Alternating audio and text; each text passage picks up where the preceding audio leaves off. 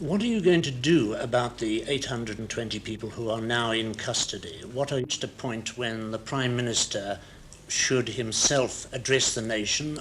How do you rate the situation developing? I don't rate the situation such a crisis. That I think the Prime Minister knows exactly when to talk and when not to talk. And one must not forget that after all, at least 80% of the people actually involved in the township were not prepared to riot, but were willing to go to work in the normal fashion. In other words, they were ordinary peace-loving folk. And the rioting really consisted of the youth, young extremist groups. And I don't think it was as serious, for example, as any of the riots in Ireland. I think in comparison with some of the riots in America, it wasn't as serious as that. And generally speaking, I don't think it's an unstabling factor. There seems to be growing talk that the possibility of trade sanctions against South Africa.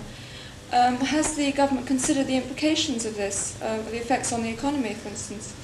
Well, I think it would be most unfortunate. It's quite impossible at this stage to decide what the effects on the economy would be, but I think that the whole world is linked economically in one way or the other with each other.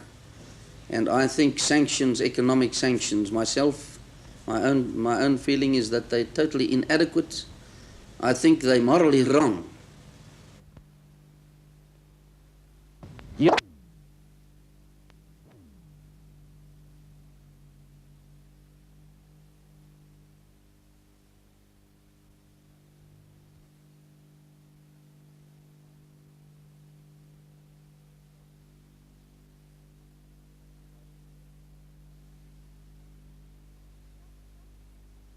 The government seems to believe that the current unrest represents a passing phase of minority groups of students and extremists. Well, I do feel that because, first of all, it's extremely widespread.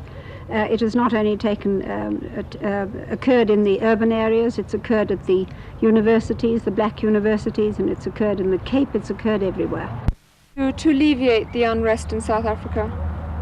Well, there is a commission examining the immediate causes of the riots, but we know so many of the factors already that I would think there is nothing to prevent the government from getting a move on with removing race discrimination as fast as possible, which indeed it promised to do a year and a half ago at United Nations, nearly 2 years ago at United Nations, and we've really come to a grinding halt as far as that is concerned.